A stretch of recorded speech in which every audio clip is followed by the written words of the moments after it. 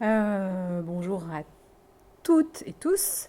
Je m'appelle Carole Douillard, je suis plasticienne avec une petite particularité qui parfois pose problème à des gens avec qui je travaille, par exemple galeriste, pour ne pas le nommer, mais je vous en parlerai plus tard, qui est que je me considère vraiment comme chercheuse et ça peut poser problème, enfin j'y reviendrai peut-être au cours de ma présentation.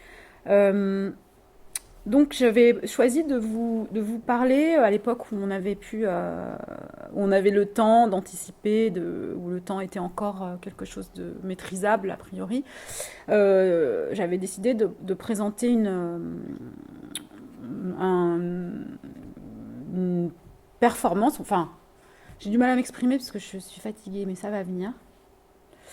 Oui, donc j'avais prévu de parler des protocoles. Je recommence. Mon intervention s'appelle Parler protocole. Voilà, c'est déjà, ça commence à être un peu plus clair. Tout à l'heure, avant il y a à peu près 10 minutes, un quart d'heure, avant de penser que j'allais faire ma présentation, j'ai regardé la définition du terme protocole, puisque je ne l'avais pas fait avant, en fait. Bon, je savais déjà à peu près de quoi, ce qu'est un protocole, mais j'ai quand même tout à l'heure, par acquis de conscience, regardé la définition. Donc un protocole, c'est un document portant les résolutions d'une assemblée, d'une conférence. C'est le texte d'un engagement. C'est aussi un recueil de règles à observer dans les relations officielles. Cette définition, finalement, je la prends, je la trouve intéressante parce que je vais vous faire une présentation donc en quelques points. Il y en a exactement 4. Et vous présenter d'abord un petit mind map qui est vraiment très simple, pas du tout complexe. Garance, comment est-ce que je le mets en plein écran du coup? Parce que ça, c'est ici, non? Non, affichage. Ah oui, affichage plein écran. Ok. Mode plein écran. Ouais, c'est là. Bon, c'est très très simple, hein. C'est vraiment. Je voulais pas faire de PowerPoint parce que cette forme ne me correspond pas tout à fait. Je préférais faire une présentation qui est un petit peu performative. Du coup, je pense que vous avez déjà remarqué enfin, pour moi, là, justement, la question de la performativité, c'est comment on peut activer en un temps donné, donc là, un peu moins de 20 minutes maintenant, une pensée qui va venir s'articuler à des concepts ou à des idées qu'on essaye de mettre en forme. Donc là, j'ai posé quelques pistes, on va dire, que je vais essayer de développer à travers voilà, cette question de parler protocole et surtout comment, moi, au sein de ma propre pratique d'artiste, contemporaine, c'est-à-dire, j'ai bien retenu cette question ce matin dont on parlait, si être contemporain, c'est prendre un peu de distance avec ce qu'on fait et ce qu'on agit, voilà, je peux considérer que je suis une artiste contemporaine, puisque pour moi, performer, donc agir, et prendre de la distance sur le performatif et ce qui est en train d'être agi, c'est quelque chose de très important et qui nourrit finalement mon travail à plein. La question du protocole, pour moi, elle commence du coup par rapport à la définition que j'ai lue tout à l'heure. Question numéro un, à quoi sert un protocole? Bon. Euh, pour moi, un protocole, en fait, c'est une question de forme. Enfin, c'est quelque chose qui va s'articuler à la forme et à partir du moment où on va vouloir la vendre, la diffuser ou la transmettre. Je parle bien de ma propre pratique et de la manière dont, en fait, dans ma pratique d'artiste, moi, et de performeuse, petit à petit est apparue cette question du protocole qui, au départ de mes recherches, n'était pas efficiente. Jamais, quand j'étais jeune artiste et quand je commençais à agir, en fait, à poser des gestes, il y a une vingtaine d'années, la question d'écrire une performance ou de comment dire, de l'ancrer dans quelque chose justement qui pourrait se refaire ne s'était jamais posé. Pour moi, le protocole, en fait, il intervient quand on va devoir conserver ou vouloir refaire une action. Euh, c'est là que je vais lire mon texte parce que je suis complètement à la ramasse. C'est là que l'inscription dans l'histoire de l'art et des formes immatérielles peut prendre réalité au-delà du récit de la légende. Alors là, je pense par exemple à Guillaume Desanges, qui avait, il y a quelques années, je ne sais plus si vous vous souvenez de cette pièce qu'il avait faite, je ne me souviens plus d'ailleurs de son nom, où il réenactait un certain nombre de performances à partir du récit qu'il en avait eu ou qui avait été fait de ses actions. Et j'avais eu une discussion avec lui et je lui avais demandé pourquoi il ne parlait pas dans son récit. Jacques, je pense que tu te souviens peut-être de cette... Pardon ? L'histoire de la performance en 20 minutes. Je crois pas que c'était tout... Enfin, peut-être que c'était en 20 minutes, mais disons qu'il relatait un certain nombre de performances en s'arrêtant à peu près aux années 2000. Et du coup, je lui avais posé, enfin, en revenant sur l'histoire de la performance, en s'arrêtant à peu près en 2000. Et j'étais allée le voir en lui posant la question, mais pourquoi est-ce que tu t'arrêtes ? Pourquoi on était en, je sais pas, en 2010 peut-être, quand j'avais vu cette présentation de Guillaume Desanges. Et du coup, je ne comprenais pas pourquoi il n'allait pas jusqu'à la contemporanéité, justement. Il m'avait dit, bah, moi, ce qui m'intéresse, c'est le récit, la légende. C'est ce qu'on hérite en termes de performance du point de vue de l'oralité et du récit. Bon, ça m'avait questionné. Je pense que en fait, le protocole n'a de sens qu'à partir du moment où on veut inscrire une performance dans une historicité, justement. En ce qui me concerne, j'ai mis du temps avant de me poser la question de l'écriture, c'est ce que je vous disais tout à l'heure, et de la notation de mes pièces pour les transmettre. Et en fait, elle ne s'est pas vraiment posée avant que je ne commence à être approchée par des institutions. C'est devenu, du coup, pour moi, une question à part entière qui fait partie des questions que pose la performance elle-même. Et c'est pas une question qui se résout, je pense, mais c'est une question qui se travaille comme un processus. Enfin, en tout cas, moi, c'est comme ça que je travaille la notion de protocole depuis quelques années. Finalement, c'est pas si ancien que ça. Mais disons qu'elle est devenue, cette question, un processus en soi qui fait partie, finalement, de ce qu'on doit, je pense, se poser comme question quand on performe. Mais quand j'étais plus jeune, du coup, j'étais convaincue que la performance était un ici et maintenant, qui ne se revit jamais. Et c'est comme cela que j'ai d'abord investi le médium. En avançant, j'ai commencé à transmettre, à mettre à distance ma propre présence, des gestes et des actions, c'est-à-dire me mettre à distance moi-même, mais à mettre à distance aussi des gestes et des actions, puis à travailler la question du reenactment. Donc à quitter finalement la question de la pièce unique pour arriver à la pièce de répertoire. C'est un petit peu bon, les mots que je vous ai mis que j'ai mis en évidence ici. C'est très très simple. C'est même pas une ossature. C'est vraiment quelques pistes. Mais disons que on pourrait, oui, je pourrais considérer que c'est dans une temporalité en fait qui va de la pièce unique à la question du répertoire de la performance que le protocole pourrait devenir agissant.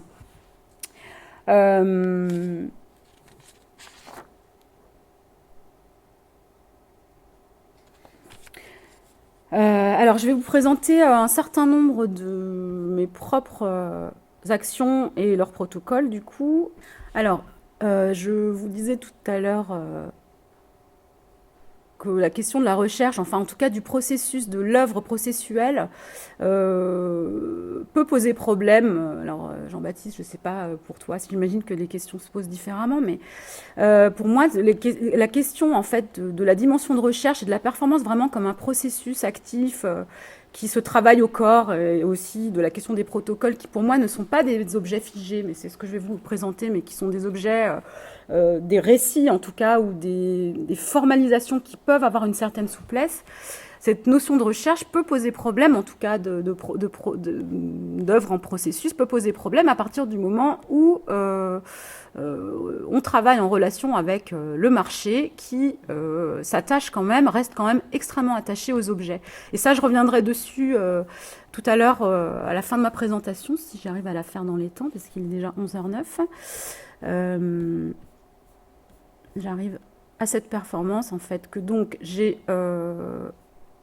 protocolisé pour une entrée en collection au FRAC à Aquitaine, non, Pays de Loire, pardon, en 2017. Donc, un achat qui a été fait avec la galerie Michel Rhin et qui donc me faisait...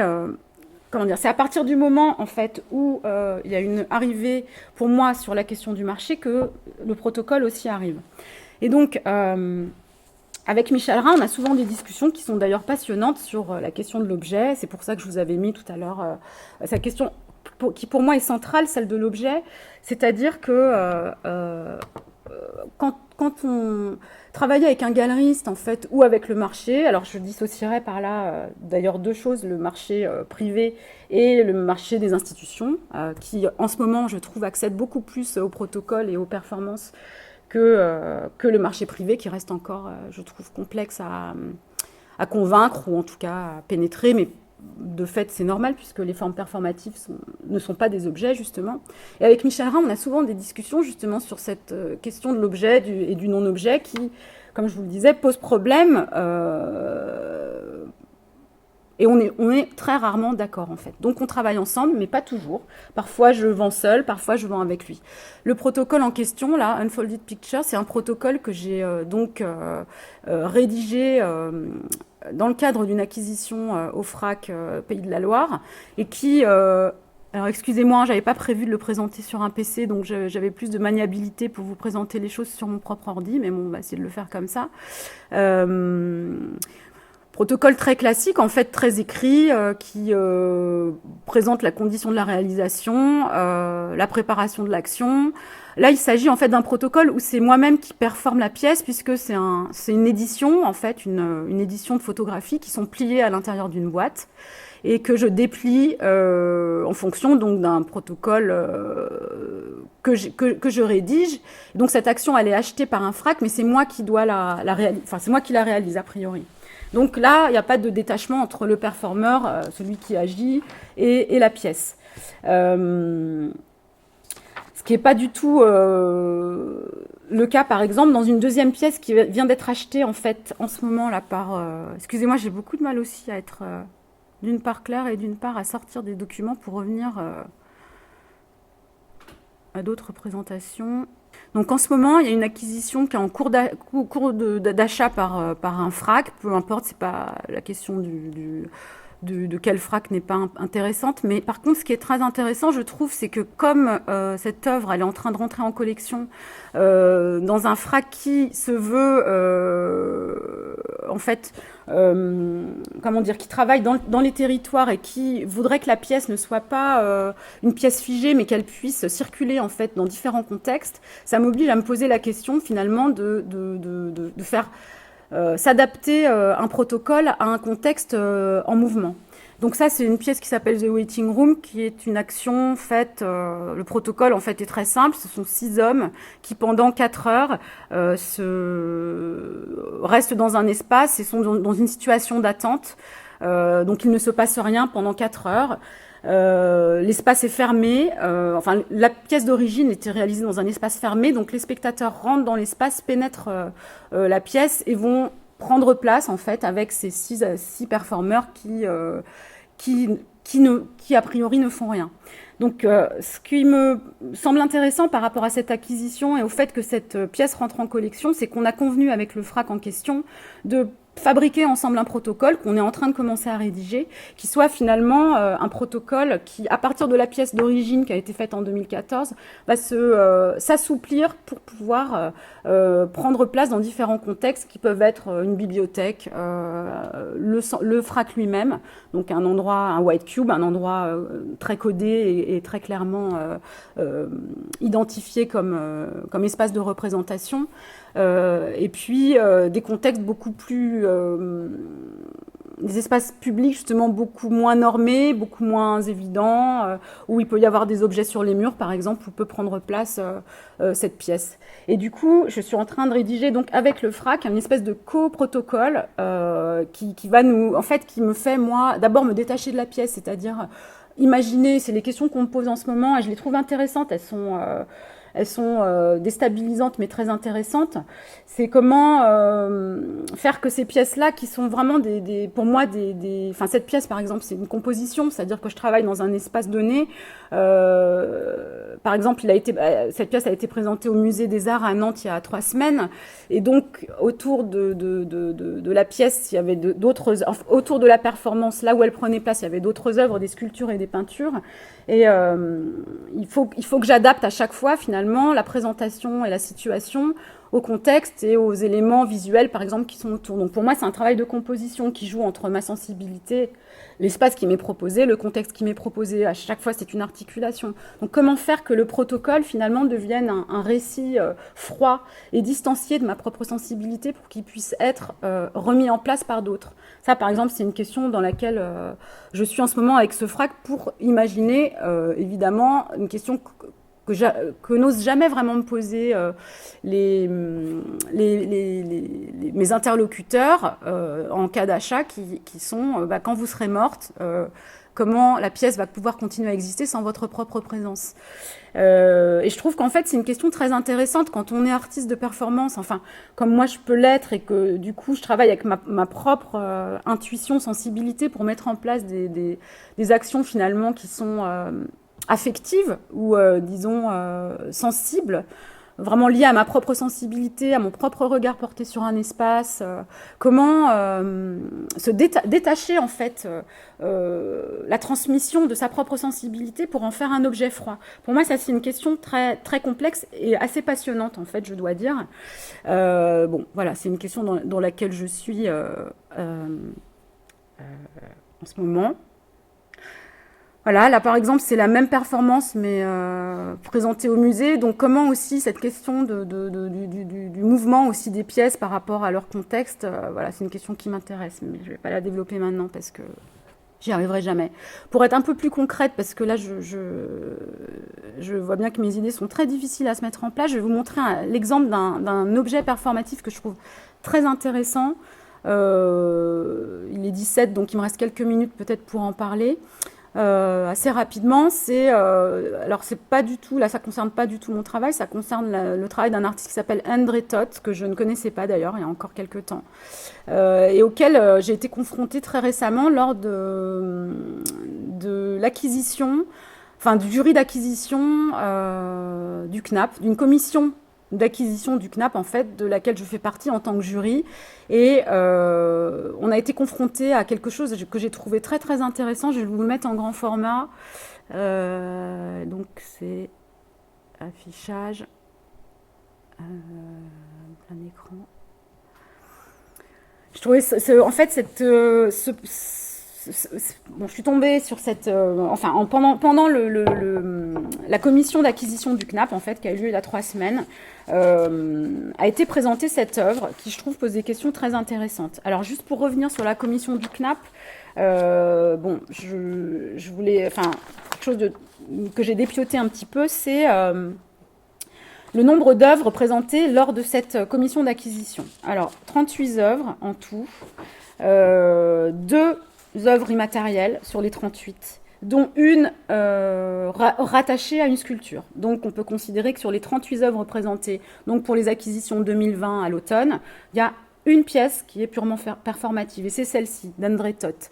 André Toth, il est né en 1937, donc c'est un artiste hongrois qui a maintenant un certain âge, pas loin qui a 80 ans, je sais pas calculer exactement son âge, et qui n'a jamais rédigé de protocole. C'est un artiste qui faisait des documents, en fait, des photos de ses actions, mais qui ne protocolisait pas. Cette année, donc la salle principale, qui est la galerie qui travaille avec André Toth, a vendu la photographie de la pièce, donc celle que vous voyez là, à un FRAC. Au même moment, quelques mois après, le CNAP, via la chargée des acquisitions, va rédiger avec l'artiste André Toth un protocole pour faire rentrer le protocole en fait en collection, alors que cette œuvre n'a jamais été protocolisée jusqu'à présent.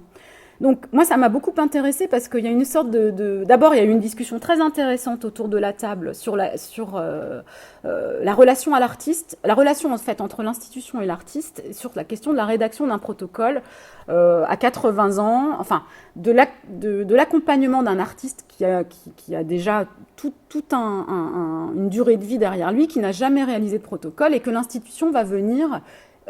l'institution, je pense que la galerie est derrière évidemment, mais aussi le CNAP va venir dire, bon ben voilà, nous on voudrait vous acheter un protocole, mais comme vous n'avez jamais protocolisé, est-ce que c'est possible qu'on travaille ensemble à la rédaction de ce protocole ?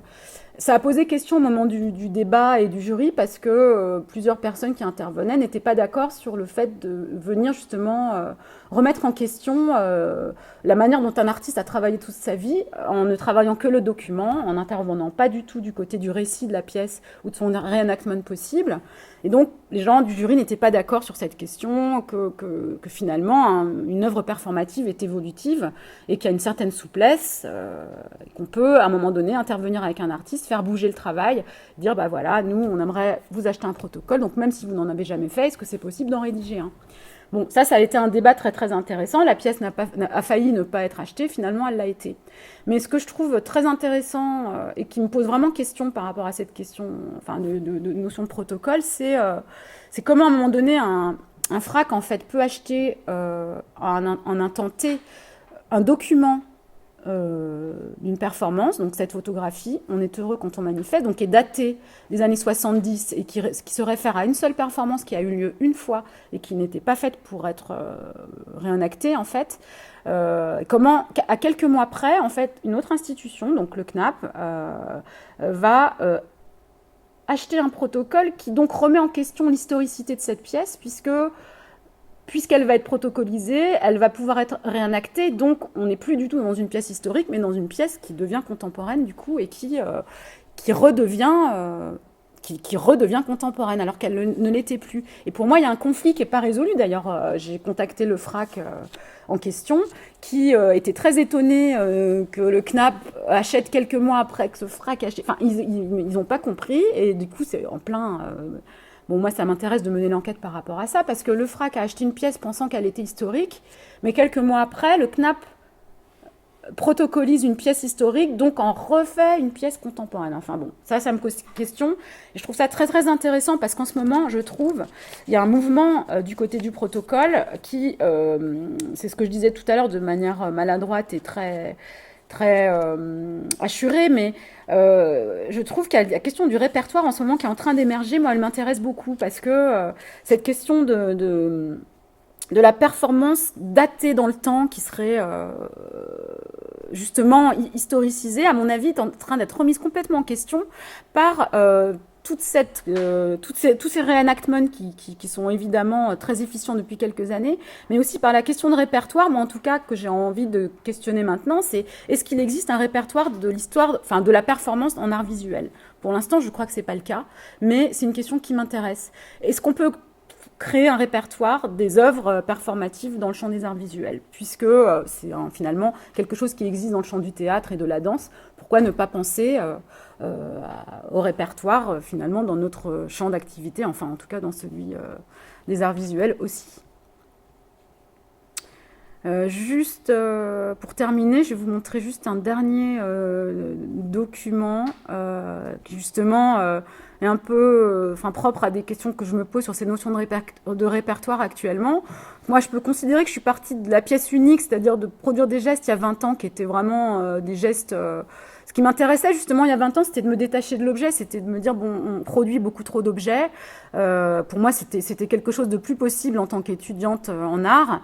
Et la solution que j'avais trouvée à l'époque, c'était de commencer à produire des gestes. Ça me semblait beaucoup plus cohérent dans un temps où on est saturé d'objets et on consomme, justement, on surconsomme les objets. Je me disais, bon, bah voilà, comment est-ce qu'on peut se dégager dans le champ de l'exposition de l'objet tout en continuant à produire des formes. Moi, la performance reste tout à fait une forme, évidemment. Et du coup, j'étais plutôt dans l'idée de l'ici et de maintenant et de l'acte unique, mais vraiment, en 20 ans, j'ai bougé pour en arriver maintenant à beaucoup m'intéresser justement à la notion de remise en acte des performances et donc de ce répertoire de l'histoire de la performance. Donc, en ce moment, je suis en train de commencer j'ai commencé à travailler en Californie il y a 1 an, et à répertorier ce que j'appelle pour le moment une sorte de documentation, de répertoire des gestes invisibles. C'est-à-dire toute cette partie de l'histoire de la performance, enfin, les petites histoires de la performance qui ne sont pas encore une grande histoire et qui sont par exemple les œuvres alors de deux artistes avec qui j'ai commencé à travailler, Barbara T. Smith et Susan Lacy, qui sont des artistes performeuses américaines du tout début des années 60. C'est vraiment les pionnières de la performance californienne qui ont commencé à produire des gestes pour contrer pour contrer au moment où les hommes artistes produisaient des objets qui avaient beaucoup de présence dans les institutions. Les femmes commençaient donc à produire des gestes et un certain nombre de femmes, évidemment féministes, commençaient à travailler et à œuvrer dans le champ de l'art, mais toute cette histoire reste encore très inconnue. Et les gestes eux-mêmes sont inconnus, donc je suis en train de commencer à répertorier en fait à travers les archives que j'ai commencé à fouiller à Los Angeles, au Getty, à Leith, enfin dans tous les lieux où heureusement sont archivés tous ces documents, une sorte de contre-histoire de la performance, mais pas au sens de refaire l'histoire, mais plutôt de faire apparaître des gestes qui sont méconnus. Et de ce fait, donc, est en train de s'ouvrir un répertoire. Enfin, moi, j'appelle ça le répertoire, quoi. C'est-à-dire comment... moi, je trouve en fait que depuis 20 ans, une vingtaine d'années, la question de la performance et du protocole, enfin du coup, du récit de la performance, puisque protocoliser finalement c'est mettre en récit et écrire en fait, laisser une trace qui va permettre un rejeu. J'ai l'impression que dans les 20 dernières années, c'est ça qui a bougé en fait. On pourrait revenir sur cette question de la pièce unique performative comme un ici et maintenant, le happening, jusque voilà, la répertorialisation, l'entrée en collection, l'entrée en institution, qui est quand même maintenant presque acquise, qui reste encore un net combat. Vraiment, au CNAP, ça reste, c'est vraiment une lutte, quoi, pour que ce protocole qui posait question, mais pour que l'œuvre performative d'André Toth rentre dans la collection. Moi, je suis ravie qu'elle y entre, même si ça pose question. Ça restait quand même un combat.